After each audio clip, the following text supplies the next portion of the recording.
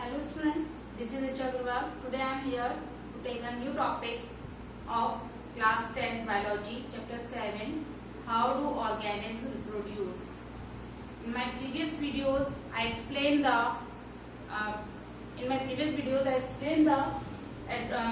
vegetative propagation. Now today I am explaining the advantages of vegetative propagation. Vegetative propagation के advantages क्या क्या है, यानी कि उनके हमें लाभ क्या क्या मिलते हैं. First of all it grow and develop faster. इस प्रोसेस में जो प्लांट्स ग्रो करते हैं और डेवलप करते हैं वो बहुत तेजी से करते हैं rather than seed growing plants. Seed growing plants की बजाय इस प्रोसेस में प्लांट्स जो होते हैं वो बहुत तेजी से ग्रो करते हैं और डेवलप होते हैं.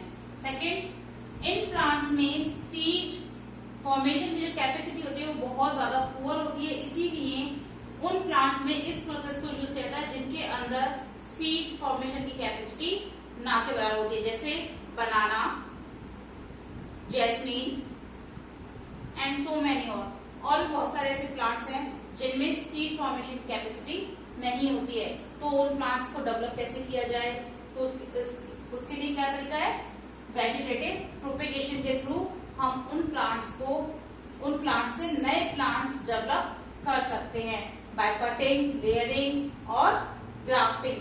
ग्राफ्टिंग, लेयरिंग और कटिंग के माध्यम से हम इन प्लांट्स को दोबारा से डेवलप कर सकते हैं, कि इनके नए ऑफस्प्रिंग्स बना सकते हैं. इनमें जो प्लांट्स होते हैं, जो डेवलप प्लांट्स होते हैं, they are genetically similar to their parent plant. इनमें जो प्लांट्स होते हैं वो अपने जेनेटिकली कैसे होते हैं, अपने पेरेंट प्लांट्स के जैसे दिखाई देते हैं, जिसको इसलिए हम इनको क्लोन्स भी कहते हैं. It is a easiest method of reproduction, यानी कि प्लांट्स में रिप्रोड्यूस कराने का ये सबसे ज्यादा इजीएस्ट मेथड होता है. इस मेथड को करने के लिए बहुत ज्यादा लागत या यानी कि इकोनॉमिकली जो पर्सन्स वीक होते हैं, पीपल्स वीक होते हैं, उनको भी ये बहुत इजी लगता है और बहुत इजीली एक प्लांट से ही कई सारे प्लांट्स बना सकते हैं. क्योंकि इसमें क्या होता है, वेजिटेटिव पार्ट्स होते हैं, रूट, लीव्स एंड स्टेम. उन्हीं से नए प्लांट्स को डेवलप करना होता है. तो अगर आपके पास एक प्लांट है तो उसकी रूट्स के द्वारा या उसकी लीव्स के द्वारा या उसके स्टेम्स के द्वारा हम एक साथ कई सारे प्लांट्स डेवलप कर सकते हैं by the method of cutting, layering and grafting. In methods के द्वारा. नेक्स्ट है क्विक मल्टीप्लिकेशन, यानी कि इसमें हम एक साथ बहुत सारे प्लांट्स, यानी कि इनमें बहुत तेजी से मल्टीप्लिकेशन होता है और इनकी संख्या को हम इजीली इंक्रीज कर सकते हैं. It helps in the cloning of plant. ये प्लांट्स के क्लोन बनाने में हेल्प करता है. क्लोन बनाने में हेल्प करता है. कुछ प्लांट्स के जो कैरेक्टर्स होते हैं वो क्या हो रहे, धीरे धीरे अगर डिस्ट्रॉय हो रहे तो हम उनके कैरेक्टर्स को प्रिजर्व भी करके रख सकते हैं. It help to remove common infection. ये इस प्रोसेस के द्वारा, यानी कि वेजिटेटिव प्रोपेगेशन के थ्रू हम प्लांट से जो कॉमन इन्फेक्शन होता है उसको भी रिमूव कर सकते हैं by the process of layering, cutting और ग्राफ्टिंग. ग्राफ्टिंग मेथड के द्वारा हम उनसे प्लांट से कॉमन इन्फेक्शंस को अलग कर सकते हैं. इन प्लांट्स में सर्वाइवल रेट बहुत ज्यादा होता है, क्योंकि सीड का जो सर्वाइवल होता है उसमें क्या होता है, कभी कभी सीड्स खराब हो जाते हैं या प्रॉपरली सॉइल में प्लेस नहीं हो पाते हैं, प्लांट नहीं हो पाते हैं, तो सॉइल में सीड्स प्लांट्स के जर्मिनेशन के चांसेस बहुत कम होते हैं. लगभग 1 to 10% होते हैं. अगर आपने 100 सीड्स ग्रो किए तो उसमें से केवल 10 सीड्स ही ग्रो करेंगे, यानी कि 1 से 10 के बीच में ग्रो करते हैं. बट वेजिटेटिव प्रोपेगेशन में सर्वाइवल रेट जो होता है वो लगभग 100% होता है, क्योंकि हम वेजिटेटिव प्रोपेगेशन जो करते हैं वो रूट, लीव्स और रूट स्टेम के माध्यम से करते हैं. इस तरीके से these are the advantages of vegetative propagation. First is they grow, it help in the grow and development faster. Plants के ग्रोइंग और डेवलपमेंट में हेल्प करता है, जिससे उन्हें तेजी से बढ़ने में हेल्प मिलती है. सेकेंड, इनमें सीड फॉर्मेशन की, जिन प्लांट्स में सीड फॉर्मेशन की कैपेसिटी बहुत ज्यादा पुअर होती है, उन प्लांट्स में हम इस मेथड के थ्रू प्रोपेगेशन करा सकते हैं, कि रिप्रोडक्शन की प्रोसेस करा सकते हैं. इसमें जो प्लांट्स हमें मिलते हैं they are genetically similar to their parent plant, वो सिमिलर होते हैं अपने पेरेंट प्लांट की तरह ही। नेक्स्ट है it is the easiest method of reproduction in plants, ये प्लांट्स में रिप्रोडक्शन का सबसे इजी मेथड होता है। नेक्स्ट है it help in the quick multiplication, यानी कि क्विक मल्टीप्लिकेशन मीन्स पौधों की जो संख्या होती है वो तेजी से बढ़ जाती है, क्योंकि हम एक ही पार्ट से कई सारे प्लांट्स ग्रो कर सकते हैं, यानी कि प्लांट के वेजिटेटिव पार्ट से कई सारे प्लांट्स का डेवलपमेंट कर सकते हैं। ये प्लांट्स के क्लोन बनाने में हेल्प करता है। It help to remove common infection, इसकी हेल्प से प्लांट्स के अंदर जो कॉमन इन्फेक्शन होते हैं फंजाई के द्वारा या माइक्रोब्स के द्वारा जो इन्फेक्शन हो जाते हैं उनको हम रिमूव कर सकते हैं। ग्राफ्टिंग में भी अगर मैं उस ग्राफ्टिंग प्रोसेस करते हैं तो हम क्या करते हैं उस प्लांट के उस हिस्से को काट देंगे जहां पर वो इन्फेक्शन हो रहा है, उसके बाद ग्राफ्टिंग की प्रोसेस कर देंगे। इसी तरह से लेयरिंग में भी उस हिस्से को निकालकर दूसरी जगह से लेयरिंग कर देंगे, as well as in cutting में भी इसी तरीके से। Now next is survival rate is high rather than seed survival. Seed survival की बजाय इसमें जो वेजिटेटिव प्रोपेगेशन है उसके सर्वाइवल चांसेस बहुत ज्यादा होते हैं। लगभग सर्वाइवल चांसेस जो होते हैं वो इसके 100% होते हैं वेजिटेटिव प्रोपेगेशन के, जबकि seed formation seed generation survival जो होते हैं 1 to 10% ही रहते हैं। I hope all you understand. Next topic is disadvantages of vegetative propagation. जैसा कि हम जानते हैं हर चीज के एडवांटेजेस होते हैं तो उसके डिसएडवांटेजेस भी होते हैं। Now I am explain the disadvantages of vegetative propagation.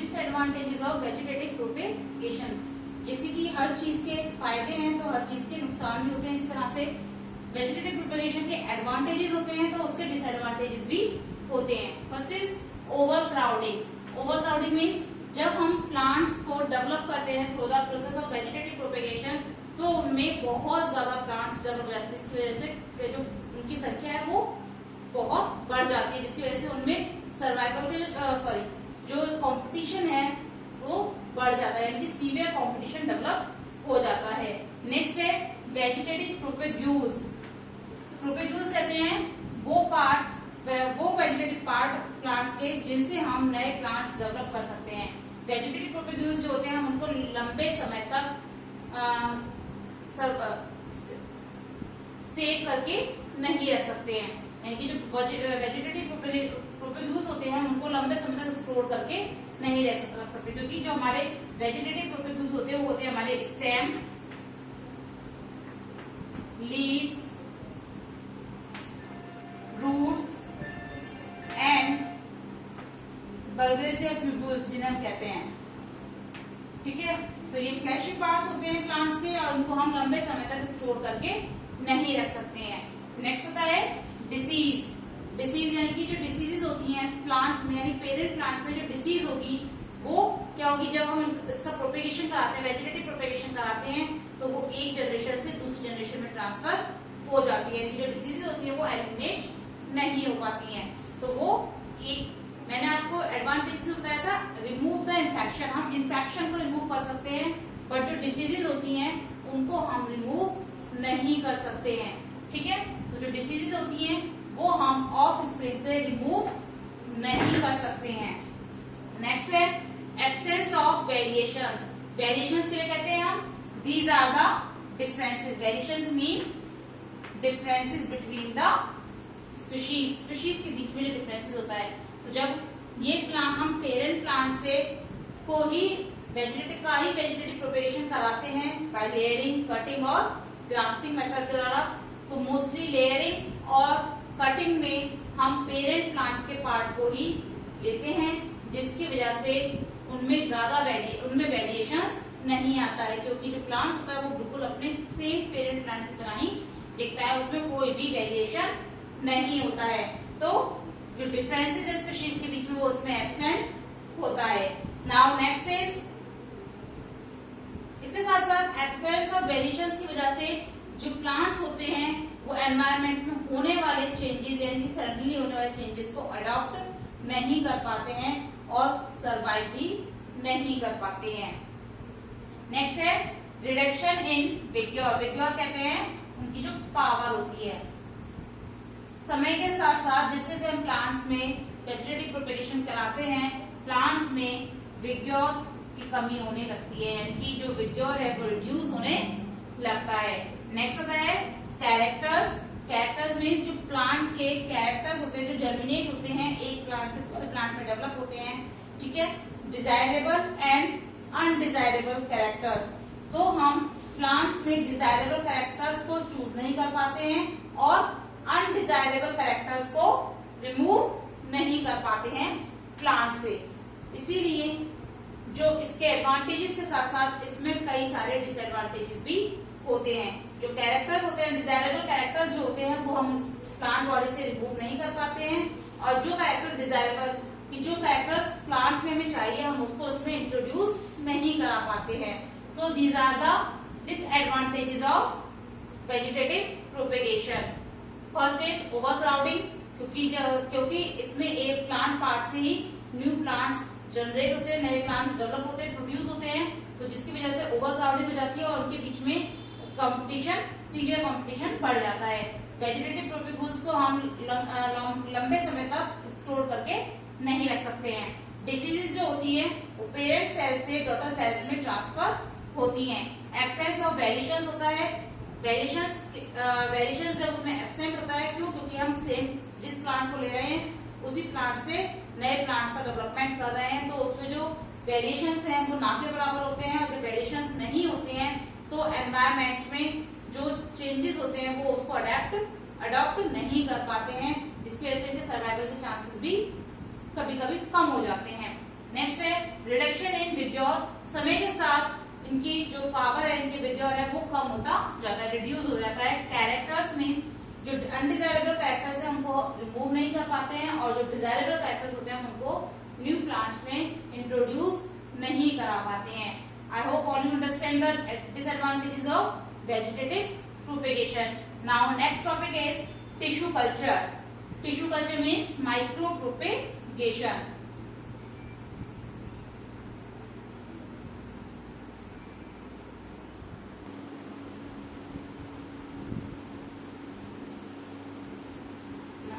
Next topic is tissue culture.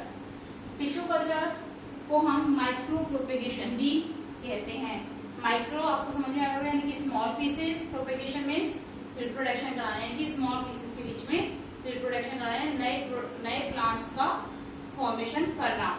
तो टिश्यू कल्चर में हम क्या करते हैं, इस मेथड में हम न्यू प्लांट्स रेज करते हैं with small pieces of plant tissue.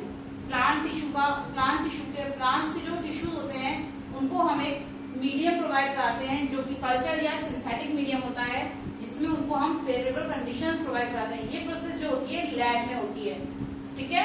यानी कि टिश्यू कल्चर जो प्रोसेस होती है it conducted in lab.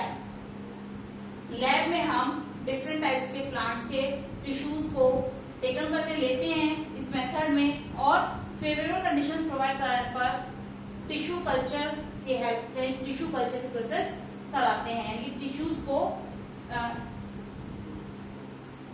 Improve करते हैं, क्योंकि जो उनमें इंक्रीजमेंट होता है प्लांट्स के रूप में डेवलप करते हैं।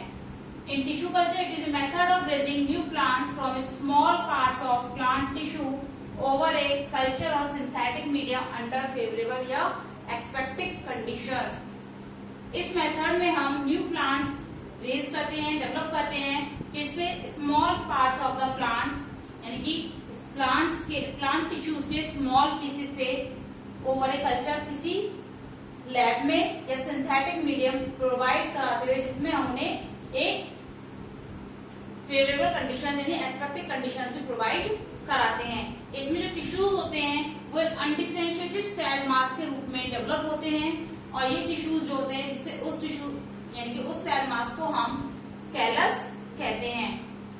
In tissue culture, it is a method of raising new plants from small pieces of plant tissues over a culture or synthetic medium, providing aseptic conditions. These tissues develop in a form of callus. And what is callus? Callus is a undifferentiated mass of cells which taking a small, then we can take a small piece of callus. हम callus के small pieces देते हैं in a separate culture, एक अलग medium में, एक अलग culture में, अलग मीडियम में, जिसमें हम सुटेबल डोज यानी कि सुटेबल डोज कहते हैं जो उसकी ग्रोथ के लिए जरूरी न्यूट्रिएंट्स होते हैं, हार्मोन होते हैं प्लांट्स के, जो प्लांट्स के लिए हार्मोन जरूरी होते हैं, वो प्लांट्स के हार्मोन हम उसको आर्टिफिशियली प्रोवाइड कराते हैं उस कैलस को, यानी कि जो टिश्यू था हमारा उसको प्रोवाइड कराते हैं जिससे उसमें ग्रोथ हो सके.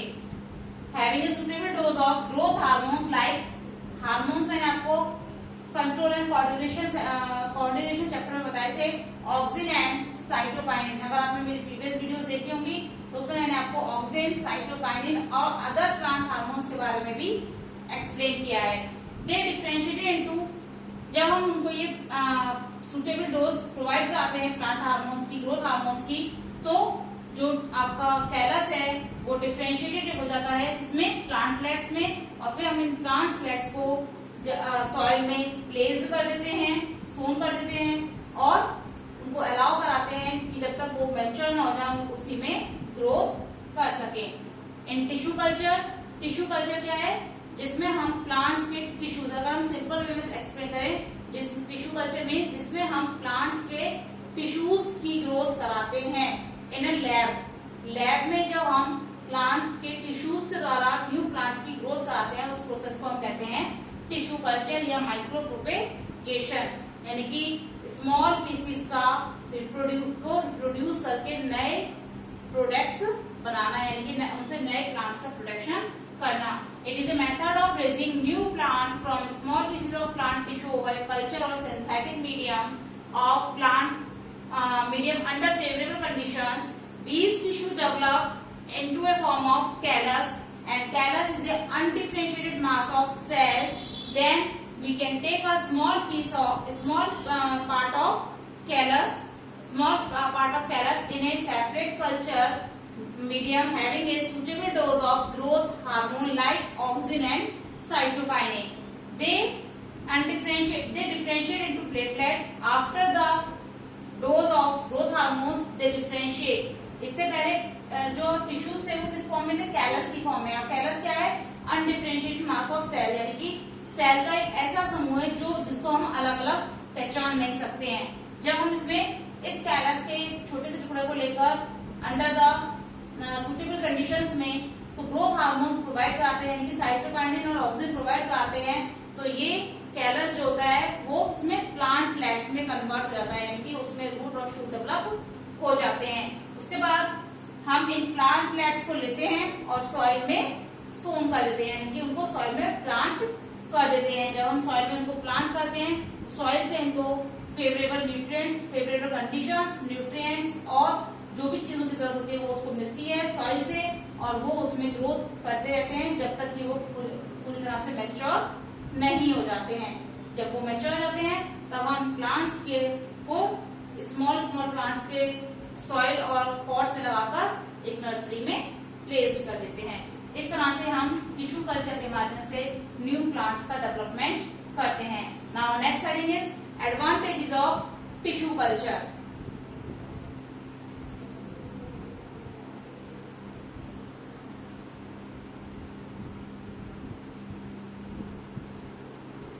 So student, next topic is advantages of micropropagation. मैंने आपको बताया था पहले टिश्यू कल्चर जिसे हम माइक्रोप्रोपेगेशन भी कहते हैं. नाउ एडवांटेजेस ऑफ माइक्रोप्रोपेगेशन के एडवांटेजेस क्या क्या है, उनके लाभ क्या क्या है. First is rapid multiplication. In tissue culture technique के द्वारा हम प्लांट्स में वो बहुत तेजी से ग्रो कर सकते हैं. Tissue culture is technique of very rapid multiplication of plants raising thousands of plants from a small piece of a parent, यानी कि हम पेरेंट प्लांट के स्मॉल पीस से लगभग 1000 से ज्यादा पौधे बना सकते हैं by the technique of micro propagation is also called tissue culture. Tissue culture technique के द्वारा हम पेरेंट प्लांट के एक छोटे से पीस से भी लगभग 1000 ऑफ न्यू प्लांट्स डेवलप कर सकते हैं। तो इसका यानी कि रैपिड मल्टीप्लिकेशन, इसमें बहुत तेजी से मल्टीप्लिकेशन होता है, यानी कि हम एक छोटे से पीस से लगभग बहुत सारे पौधे बना सकते हैं। Number 2, disease free plants. Disease free plants means shoot tips are generally disease free from of the plant. Plant की जो शूट टिप होती है, यानी कि स्टेम का जो शूट पार्ट होता है जहां पर ग्रोथ होती है, इट इज डिसीज फ्री, वो डिसीज फ्री होता है। इसीलिए हम प्लांट से शूट टिप को अलग कर लेते हैं कल्चर मीडियम के लिए, और वहां उनसे हम बहुत सारे प्लांट्स डेवलप कर सकते हैं जो कि डिसीज फ्री होते हैं। Now next is sterile hybrid. Sterile कहते हैं जिनमें कोई भी प्रोडक्शन प्रोसेस नहीं होती है। हाइब्रिड्स कहते हैं जो हम नई वेराइटी डेवलप करते हैं, कि 2 प्लांट्स के या 3 प्लांट्स के बीच के जो कैरेक्टर्स, हम डिजायरेबल कैरेक्टर्स को एक जगह कलेक्ट करते हैं, they are called hybrids. Sterile जिनमें प्रोडक्शन यानी कि रिप्रोडक्शन की प्रोसेस नहीं होती है। जो स्टेराइल हाइब्रिड्स होते हैं उनको भी हम इजीली ग्रोन कर सकते हैं इस टेक्निक के द्वारा, यानी कि माइक्रो प्रोपेगेशन के द्वारा हम नए प्लांट्स डेवलप कर सकते हैं। क्योंकि हमें क्या चाहिए होता है इसमें हमें केवल प्लांट का एक छोटा सा टिश्यू चाहिए होता है, जो हम एक फेवरेबल कंडीशंस में उसको लैब के अंदर डेवलप करते हैं, जिसमें जब उसमें फेवरेबल कंडीशंस हम उसको प्रोवाइड कराते हैं विद ग्रोथ हार्मोन्स के साथ, तो वो उसमें डेवलप करने लगता है। Next is embryo rescue. Embryo rescue means जिन प्लांट्स में एम्ब्रियो डेड हो जाता है, उस डेड एम्ब्रियो के सेल्स से भी हम टिश्यू कल्चर टेक्निक के द्वारा नए प्लांट्स ग्रो कर सकते हैं। यानी कि जो एम्ब्रियो रेस्क्यू मीन्स जो एम्ब्रियो है उसके द्वारा, यानी कि डेड एम्ब्रियो रेस्क्यू मीन्स बचाना, यानी कि जो डेड एम्ब्रियो है किसी प्लांट का, उसके द्वारा भी हम नए प्लांट्स डेवलप कर सकते हैं, क्योंकि इसमें हमें स्मॉल पीस ऑफ टिश्यू चाहिए होता है। यानी कि एम्ब्रियो से हम एक ऐसा टिश्यू ले लेते हैं, उसको कंडीशंस प्रोवाइड कराते हैं विद ग्रोथ हार्मोन्स के साथ फेवरेबल कंडीशंस प्रोवाइड कराते हैं, जिससे वो सेल्स कैलस के रूप में डेवलप होने लगती है। वो कैलस को फिर हम सेपरेट कर लेते हैं स्मॉल पीसेस में, और अलग टिश्यू कल्चर प्रोवाइड कराकर, एक सेपरेट टिश्यू कल्चर प्रोवाइड कराकर उसमें हम प्लांटलेट्स डेवलप कर लेते हैं। नेक्स्ट है प्रोटोप्लास्ट फ्यूजन। प्रोटोप्लास्ट में जो प्लांट के अंदर न्यूक्लियस प्लस साइटोप्लाज्म होता है, जब वो आपस में मिल जाता है, दैट मेक्स ए प्रोटोप्लास्ट। तो जब प्रोटोप्लास्ट फ्यूजन होता है, यानी जो सोमेटिक हाइब्रिड्स होते हैं, जब 2 ऑर्गेनिज्म के बीच में हम उन्हें प्रोड्यूस करते हैं through the tissue culture, it is called protoplast fusion. यानी कि 2 ऑर्गेनिज्म के साइटोप्लाज्म को जब हम मिक्स करके नई वेराइटी का प्रोडक्शन करते हैं, this is called protoplast fusion. यानी कि somatic hybrids can be produced. Somatic कहते हैं जो देखने में एक जैसे होते हैं। Somatic hybrid can be produced between any two organisms through tissue culture technique. Now next is space. No more need of space, यानी कि इसमें ज्यादा स्पेस की रिक्वायरमेंट नहीं होती है। A small room is required for this purpose. इसके लिए टिश्यू कल्चर के लिए केवल एक छोटा सा रूम ही काफी होता है, जहां पर हम इस एक्टिविटी को परफॉर्म कर सकते हैं, यानी कि प्लांट्स के टिश्यू से नए प्लांटलेट्स बना सकते हैं। कंटिन्यूअस प्रोपेगेशन मीन्स कि ये प्रोसेस हम through out the year continue कर सकते हैं, यानी कि हम इस प्रोसेस को, टिश्यू कल्चर की टेक्निक को हम पूरे साल चला सकते हैं। पूरे साल हम इन प्रोसेस के द्वारा प्लांट्स को डेवलप कर सकते हैं। Propagation through tissue culture can be carried out by through out the year. Propagation जो होता है टिश्यू कल्चर के द्वारा, हम प्रोपेगेशन की टेक्निक को पूरे साल यानी थ्रू आउट द ईयर कर सकते हैं। ठीक है, These are the advantages of micropropagation, rapid multiplication, disease-free plants, sterile hybrids, embryo rescue, protoplast fusion, space and continuous propagation. I hope all of you understand the advantages of micropropagation, meaning of tissue culture, as well as advantages and disadvantages of vegetative propagation. If you like, अगर आपको मेरा ये video पसंद आता है, please like, share, subscribe my channel. God bless you and thank you.